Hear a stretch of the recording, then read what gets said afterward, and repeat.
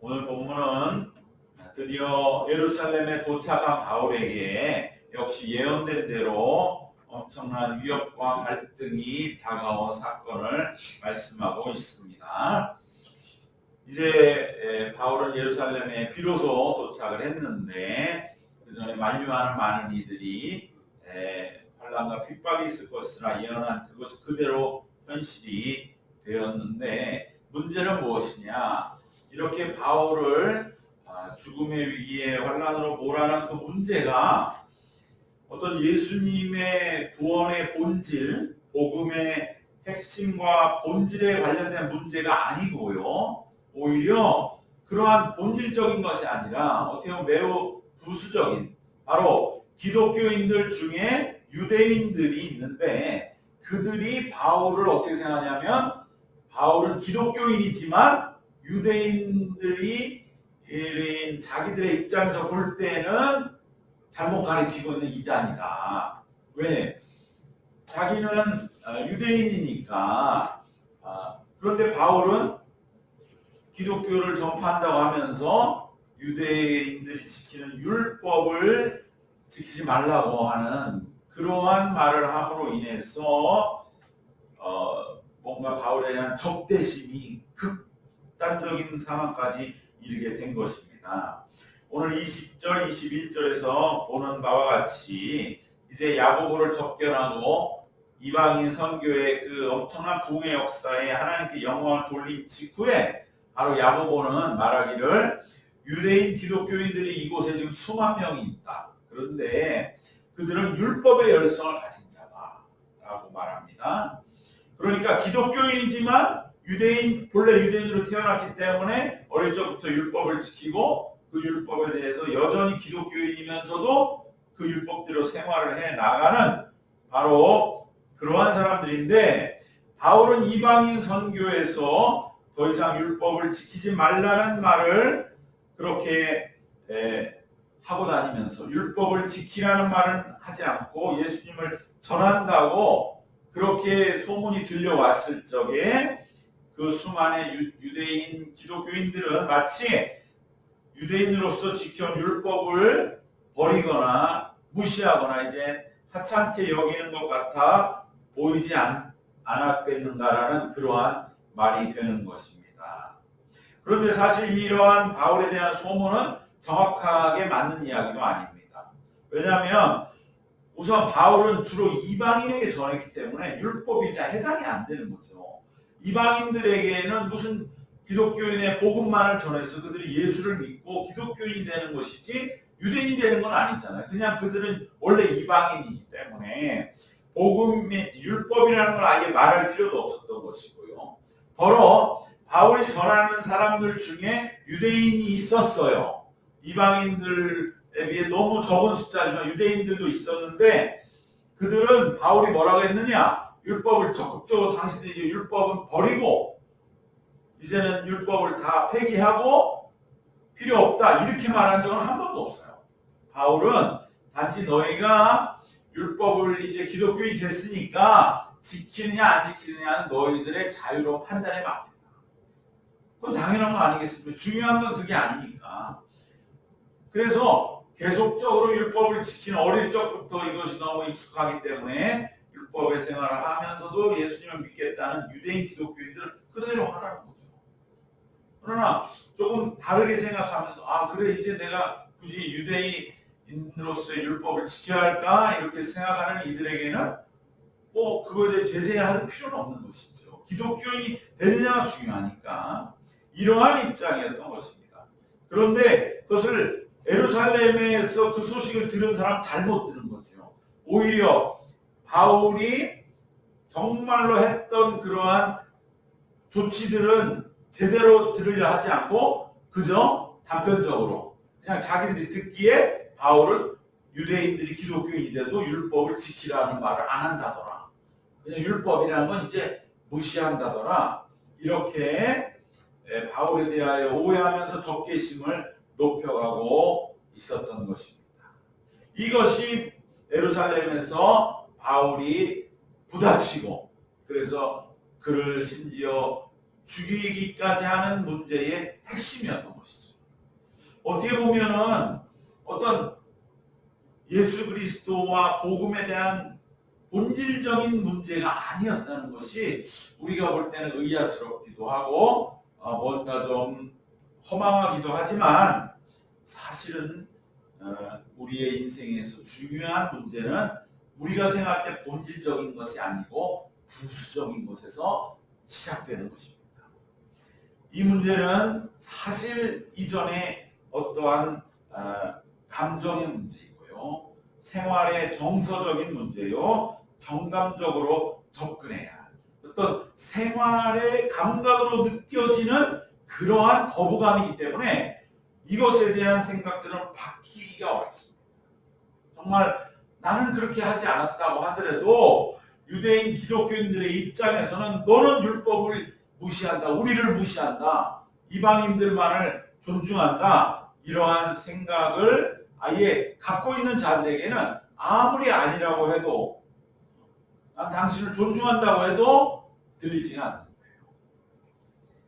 어떠한 설명이나 설득이나 옳음을 주장하는 것으로 결코 문제가 풀리지 않습니다. 이럴 때는 어떻게 해야 되느냐?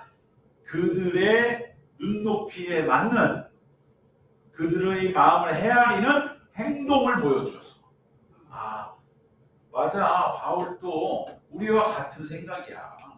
바울도 우리와 같은 입장이고 우리와 같은 편이야 라고 그렇게 공감을 얻어야만 해결이 되는 것이죠. 그래서 바울은 야고보의 권고에 따라서 당시에 야고보가 좋은 그러한 의견을 내는 것입니다. 왜냐하면 이것은 먼저 상대의 입장을 마음을 넓혀서 받아들여야 되기 때문에 내 마음을 넓혀야 돼요. 같이 싸우려고 하면 안 되는 거예요. 내 마음을 넓히고 때로는 양보할 게 있으면 양보하고 과감하게 그리고 상대와 같은 입장에 서서 같은 마음이라는 것을 행동으로 보이면서 그 마음을 얻는 그 길을 가야 합니다. 그런데 당시에 무슨 일이 있었냐면 당시 바로 예루살렘 성전에 나시린의 서약을 했던 사람이 있어요. 그러니까 언제부터 언제까지 5년, 10년 또 어떤 사람들 평생도 서약한 경우도 있지만 그렇게 내가 5년 동안 독주와 그러한 술을 입에 대지 않고 머리를 깎지 않고 오직 하나님께 경건하게 기도 생활을 힘쓰겠습니다. 그러한 기간을 정한 나시린들이 있었는데 그것을 이제 기간이 다 차서 나시린을 마감하는 그러한 예식이 있었다. 4명의 사람이 하필 그때 딱 그런 예식이 있어서 그때 머리를 깎고 이제 이 사람은 나시린에 충실한 기간을 보냈습니다. 라고 많은 사람들에게 이제는 나시린으로부터 해방되는 그러한 것을 알리는 서원을 푸는 예식이 있었는데 그때 머리를 깎고 또 제물을 드려서 화목제로 소나 큰 그러한 양을 드리는 그 예식을 드릴 때에 나시린들은 사실은 경제생활을 하기가 어려운 사람들이기 때문에 가난했거든요. 그래서 서원 예식을 풀 적에는 그들의 막대한 경비가 필요했던 것이고 그때마다 뜻있는 그러한 어느 정도 물질적인 여력이 있는 사람들이 그 비용을 대는 그 소나 양의 제물을 대신 그들이 헌신하는 그러한 일들이 많았다는 것이죠. 그래서 야고보가 아이디어를 내기를 지금 예루살렘 성에 가장 크게 예식으로 준비되고 있는 것, 교회로 말하면 어떠한 성회를 한다든지 가장 지금 중요한 많은 사람들 주목되고 있는 예식이 4명의 나시린이 서원을 푸는 예식이 곧 있는데 그때 바울 당신이 이방에서 또 받아온 헌금도 있고 하니 그것을 들여서 그 4명의 나시린 예식의 물질적인 헌신을 다 하면 그러면 이제 유대인들이 그 소식을 다 들을 거 아니냐. 그러면 유대인들도 모두 사도 바울이 성전을 존중하고 율법을 존중한다는 것을 인정하게 될 것이다. 그러면서 그 자리에서 바울은 무엇을 선포하냐. 이제 내가 이방의 사람들 속에 있다가 유대인으로 예루살렘에 왔으니 7일간의 정결 예식을 하는데 그것을 내가 시작하겠습니다. 그러면 7일 동안은 당시에 그런 풍습이 있었다는 거예요. 이방 지역에 살던 사람들은 예루살렘에 성전에 있을 때는 7일 동안은 정결 예식을, 이것은 결례라고 그러잖아요. 정결해지는 예식의 기간을 7일 동안을 가지면서 그때는 성전에 나가서 계속 기도하고 사람들을 만나고 말씀 듣고 하는 그러한 기간을 7일을 갖는 거죠. 그건 율법에 정해져 있는 거라 이 말이죠. 그러니까 선 해제 예식과 동시에 당신은 7일 동안의 정결례를 시작하면 유대인들이 그걸 보고 바울이 율법도 존중하는 사람이구나 이렇게 알 것이요 라고 말을 하고 바울은 이 두 예식에 적극적으로 참여하기로 하는 것입니다.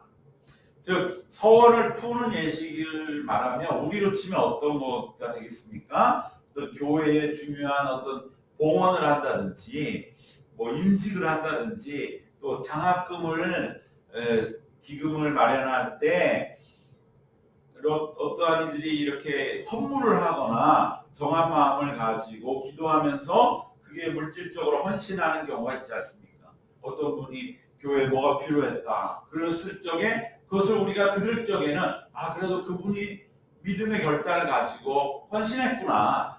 똑같이 바울도 그러한 상황에 지금 이제 야고보의 어떠한 조언을 듣게 된 것입니다.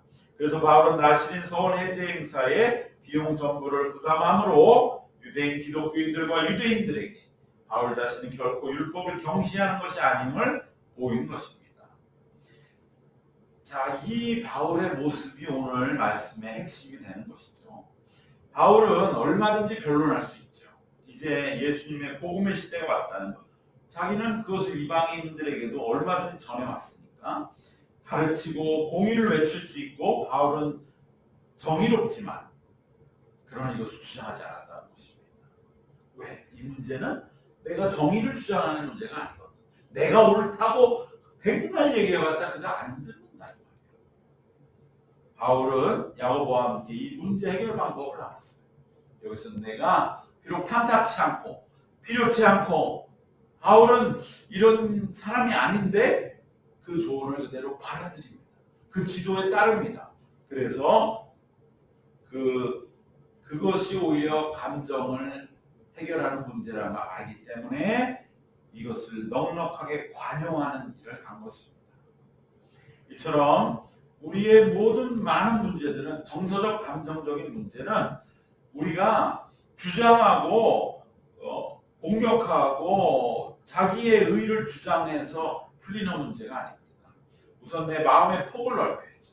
바울이 예루살렘에 마음이 좁아 있었다면 이 사람들은 지금 시대 뒤떨어진 얘기를 하고 있네. 지금 전 세계 이방인들에게 얼마나 복음이 퍼졌는데 나보고 여기 와서 이걸 하라고? 그렇게 마음이 좁아져 있다면 이 모든 것은 다 망가지고 마는 거죠. 그러나 마음을 넓혔어요. 어떠한 것인지 내가 그거 못할 게 뭐가 있습니까?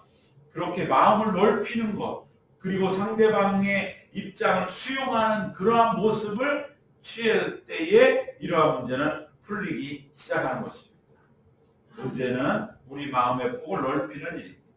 바울은 성령 충만했기 때문에 유대인의 요청, 야고보의 요청을 대수롭지 않게 받아들일 수가 있었습니다. 우리는 어떤 문제에 매여 있을 때 오직 그 문제에만 집중하면 옳고 그름을 놓고 갈등하기 쉽습니다. 그러면 갈등의 골은 더 깊어지기만 하고 결국은 파국을 맞이하는 것입니다. 오히려 지금 문제가 더 정서적이고 감정적인 것임을 직시하고 묵묵히 상대의 마음을 헤아리고 내 마음을 확 넓혀서 상대의 마음에 닿을 수 있는 길을 걸어가는 것이 해결의 첩경임을 기억해야 할 줄로 믿습니다. 두 번째로 바울이 이렇게 마음을 넓히고 유대인들의 그 입장을 수용할 수 있었던 것은 바울에게는 더 크고 중요한 목적인 교회와 교회에 대한 충성이 있었기 때문인 것입니다. 바울은 더 큰 목적이 있었기 때문에 넉넉히 관용할 수 있었습니다. 우리도 그렇기 때문에 이 세상보다 더 큰 목적이라고 하는 믿음을 가지고 사는 것이 이처럼 중요합니다. 우리가 세상에만 갇혀서 어떤 일에 대해 서로 같은 차원에서 갈등하면 문제는 결코 해결되지 않습니다. 오히려 더 높은 믿음의 차원을 가지고 그 문제를 위에서 내려다보면서 풀어나가는 신앙적 차원의 목적과 삶이 필수적입니다. 바울은 교회에 대한 충성과 복음 전파와 영혼 구원에 대한 절대적인 목적을 위하여 어떤 문제라도 모든 것을 감수하는 넓은 마음을 갖게 된 것입니다. 그래서 그는 고린도전서 9장 19절에 내가 모든 사람에게 자유하였으나 스스로 모든 사람에게 종이 된 것은 더 많은 사람을 얻고자 함이라. 또 고린도 9장 22절 23절에 내가 여러 모양이 된 것은 아무쪼록 몇몇 사람을 구원코자 함이니 내가 복음을 위하여 모든 것을 행함은 복음에 참여하고자 함이라 라고 말씀하셨던 것입니다. 예수님은 우리를 구원하시기 위하여 죄인까지도 받아들이셨습니다. 십자가에 죽으셨습니다. 이것이 복음입니다. 이러한 복음에 참여하는 자로서의 바울은 다른 이를 구원하기 위해서는 다른 사람의 마음을 위로하고 평화를 주기 위해서는 이러한 양보를 하고 이러한 역할을 하는 것쯤은 문제가 안 된다는 것입니다. 당장 옳음을 주장한다고 옳은 일이 풀리어지는 것은 아닙니다. 바울은 여기서 어떻게 보면은 바울답지 않은 그 복음에 대한 아주 단호함을 주장했던, 다른 복음은 저주를 받는다는 그러한 모습의 바울과는 다른 엄청난 타협과 양보를 합니다. 그러나 바울은 이 타협과 양보보다 더 중요한 것이 복음에 참여하는 충성이요 예수 그리스도에 대한 사랑이기 때문에 이렇게 그리스도를 향한 사랑을 위하여 이 모든 것을 감수한 것입니다. 아무쪼록 몇몇 사람을 구원하고자, 또 아무쪼록 교회를 평화롭게 하며 일치를 하고자, 아무쪼록 하나님께 영광을 돌리고자 하는 그 간절한 마음 때문에 이 정도 받아들여야 한다면 내가 양보하지요 했던 것입니다. 바울은 물론 신앙에는 양보가 없습니다. 그러나 자신이 이러한 마음을 위로하고 또 어떻게 보면 자기 자신 좀 안으로 접는 것에 대해서는 얼마든지 양보할 수 있는 사람이 바울이었다는 점에서 우리는 그의 이러한 충성스러운 복음과 영혼과 교회라 충성스러운 관용과 양보를 마음 깊이 새겨야 할 줄로 믿습니다. 오늘 말씀 이제 마지막으로 한 가지 기억해야 할 건 무엇이냐? 처음에 말씀드린 것처럼 바울이 예루살렘에서 그렇게 고통받았던 문제는 핵심에 관한 문제가 아니었다는 거죠. 오히려 뭐 부수적인 문제. 이것을 우리가 뭘 말합니까? 내가 생각하는 핵심의 문제는 사실은 핵심이 아닐 수 있다는 거예요. 오히려 내가 생각하는 부수적인 문제. 이게 뭐가 대수야? 내가 이렇게 뭐 한마디 말한다고 이게 뭐 그렇게 큰일이야? 그것이 오히려 핵심이 된다는 거예요. 그렇기 때문에 내게 중요하고 영향을 많이 미치는 문제가 무엇인지를 내가 파악하는 것이 얼마나 중요한가 하는 것입니다. 나의 문제를 정확히 아는 것이 알고 있는 사람은 정말로 놀라운 지혜를 가진 사람입니다. 지금 바울이 처한 문제는 예수 그리스도의 구원과 복음의 본질의 문제는 아닙니다. 그러나 바울은 본질이 아니라고 여겨지는 이 문제로 인하여 오히려 목숨의 위협을 받고 교회와의 갈등을 해결해야 하는 그러한 극단적인 어려움에 빠지게 된 것입니다. 왜? 본질적인 문제도 아닌 부수적인 문제로 인해 이렇게 큰 고난과 갈등이 일어나는 것일까요? 이것은 바로 우리 인생은 본질적인 것이라고 생각하는 문제보다는 부수적인 것이라고 여기는 문제로 인해서 공경에 더 많이 빠진다는 사실을 우리는 깨달아야 할 줄 믿습니다. 부수적인 문제가 실은 본질적인 방향을 결정짓는 문제였던 것입니다. 우리 삶에 중요하다고 생각했던 것은 사실은 그것은 부수적인 것이요. 오히려 이것은 별것 아니고 그냥 얼마든지 부수적이라고 생각하는 사소한 문제가 실은 엄청나게 큰 문제가 되는 경우가 많은 것입니다. 그렇기 때문에 우리는 작고 사소한 것이라도 결코 작은 것으로 여기지 말고 중요한 문제로 여겨서 이것을 늘 감찰하고 스스로 내가 또 그러한 문제 상황에 빠지지 않도록 우리가 내 자신을 깨어서 바로 잡아나감으로써 갈등의 여지를 처음부터 차단하는 그러한 삶을 살도록, 그러므로 더욱 우리는 그러한 문제들로 인해서 소모되는 내 모든 힘과 모든 시간들을 우리가 더욱더 복된 그러한 삶의 문제를 위하여 쏟을 수 있는, 헌신할 수 있는 그러한 올 한 해 보다 더 성숙한 믿음을 향해 나아가는 우리 모두 되시기를 주님의 이름으로 축원합니다. 오늘 말씀 세 가지로 정리하겠습니다. 감정의 문제는 오름보다는 넓은 마음을 가지고 수용하는 태도가 문제를 해결하는 길로 이끈다는 것을 기억하시기를 바랍니다. 두 번째로 바울이 이렇게 율법에 스스로 동참했던 그러한 태도와 행동은 교회에 대한 충성과 복음 전파, 영혼 구원이라는 더 높은 목적이 있었기 때문에 가능했던 것처럼 우리들도 더 높은 믿음의 삶이라고 하는 목적에 더 충실해야 할 줄로 믿습니다.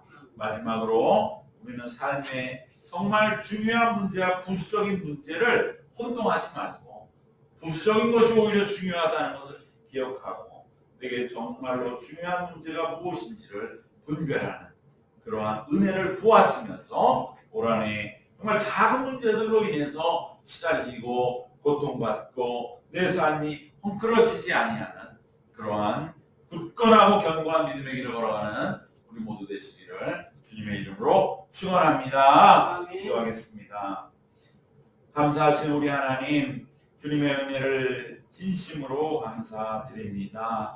우리가 살면서 그저 작은 문제라고 여긴 것이 오히려 우리의 큰 문제를 야기하며 또 그로 인해서 우리가 예루살렘의 사도 바울과 같이 정말로 위협에 놓이고 감정의 갈등이 깊어지는 그러한 상황들을 우리들이 말씀 속에 보면서 올 한 해 우리들도 정말 조심해야 할 문제가 무엇인지를 늘 마음에 깨어 감찰하면서 모든 일들을 하나하나 정말 하나님 잘 이겨나가고 막아나가고 그래 우리가 더욱더 힘을 모아서 주님의 일을 위해 쓰임받는 하루하루를 이루어나가도록 이끌어 주시옵소서. 하나님께서 우리에게 참된 분별력을 주셔서 작은 것을 사소하게 여기지 말고 그러한 일들을 모두 하나하나 이제 삶에서 지워나가고